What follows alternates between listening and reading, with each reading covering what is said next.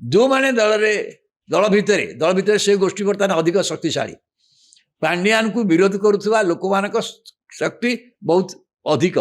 आपन काल देखिथे इवन मुन्ना खां जहाँ कहले राज्यसभा संसद सीधा सड़क भाव से कहले प्रतिष्ठा दिवस रे शंख भवन रे कथा से कहले तेणु दल भितर पूरापूरी भाव में प्रथम थर में देखा विजु जनता दल रे जो श्रृंखला आगुरी थिला बोली कहउतला से श्रृंखला नहीं। दल प्रत्येक लोक खोलाखोली भाव में मत व्यक्त करुछंती। नवीन पट्टनायक से क्षमता नहीं श्रृंखला एनफोर्स करि पारु नांती।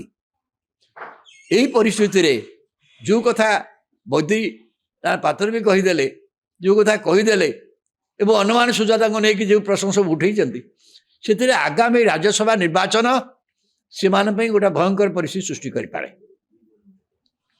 क्या आगामी निर्वाचन राज्यसभा निर्वाचन रे बीजेडी जड़े प्रार्थी तो निश्चित निर्वाचित हे ता बाद बीजेडी भोट बढ़ 50 जन सदस्य विशिष्ट भोट देला पर बीजेडी हाथ में प्राय आहरी 20 भोट बढ़ुची 20 अधिक भोट बढ़ से बीजेपी तृतीय प्रार्थी की समर्थन करेंगे ना कांग्रेस सहित मिसिकी तृतीय प्रार्थी देवे आदि भी किसी उद्यम कर जहाँ कहे जहाँ को प्रार्थी देवे नवीन पट्टनायक करेंगे जो समुदाय दल समर्थन कर संभावना दिन दिन क्षीण हो चली सुजाता पाटिल को यदि दि जाए देवा उद्यम करती कई प्रश्न उठेनी से विषय से सदस्य भी नुहति किंतु आलोचना जो होची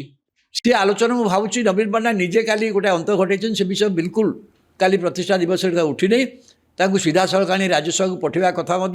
चिंता करने पूर्व सबू विधायक सहित कथबार्ता करने पड़ो कारण सबू विधायक मान भितर एने गोटे सहमति प्रकाश पाइब ए आशा बहुत क्षीण अच्छी ना दल भितर पूरा पूरी खोलाखोली विद्रोह आसो विशृंखला आसीज जो 100 वर्ष धरी दल रही कहूँ हम ना कि सबुठ बड़ कथा गोटा प्रतिष्ठा दिवस रे जोटी 100 वर्ष दल आगु 100 वर्ष सेवा करी कहते से दल द्वितीय पीढ़ी नेतृत्व बर्तमान देखा जाऊना तृतीय पीढ़ी नेतृत्व बंद कौटी अच्छा चिन्हट कराऊनी एवं ए दल रे श्रृंखला कमी जाइए नवीन नेतृत्व पतियारा लोकप्रियता कमी बयस स्वास्थ्यगत अवस्था जो सी निजे कुआड़े जाकि फील्ड की जो तृणमूल स्तर को जीवार संभावना भी कमी जाइए मुझे गला थर से कही कौट की जापारे ना आ निर्वाचन प्रचार गले जहाँ अवस्था है देखी लोक तेणु यही सब कारण बीजेडी जो नवीन पट्टनायक काली गोटे पॉजिटिव मेसेज देवाक चेष्टा करते दल लोक मान जे दल अच्छी एकाठी अच्छी 100 वर्ष रहिबो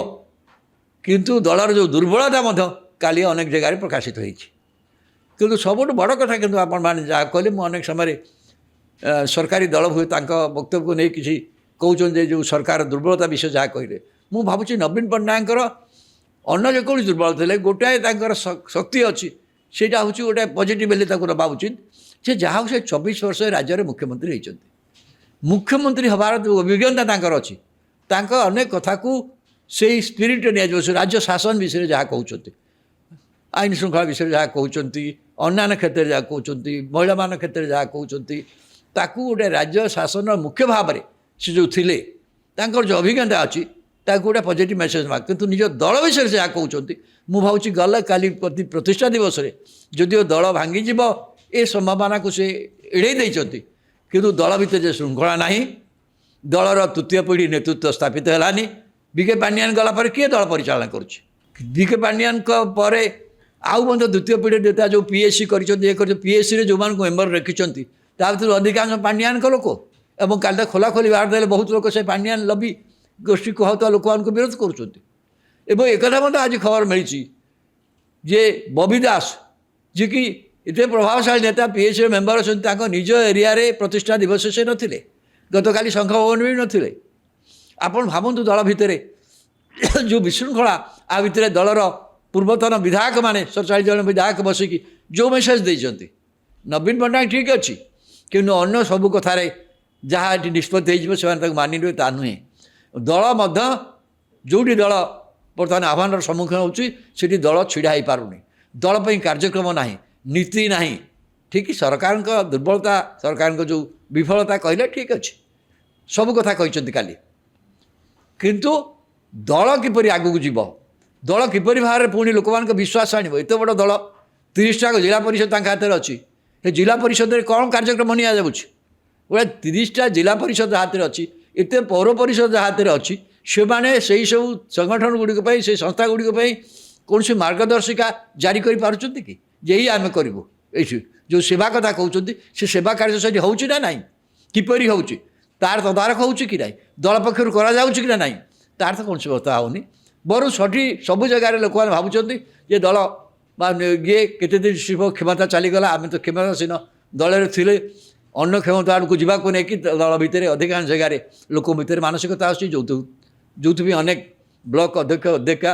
ଦଳରୁ ଇସ୍ତଫା ଦେଇ ବିଜେପି କେତେ ଜାଗାରେ ଯୋଗ ଦେଉଛନ୍ତି। ଇଏ ଗୁଡ଼ା ଯେଉଁ ସଂକେତ ଦେଇଛି ସେ ସଂକେତକୁ ଦୂର କରିବା ପାଇଁ ନବୀନ ପଟ୍ଟନାୟକ ଗତକାଲି କିଛି ବି ପଜିଟିଭ୍ ବାର୍ତ୍ତା ଦେଇପାରିଲେନି। ଯଦି ସରକାରଙ୍କର ଦୁର୍ବଳତା ନେଇ ଯେଉଁ କଥା ଗୁଡ଼ିକ କହିଲେ,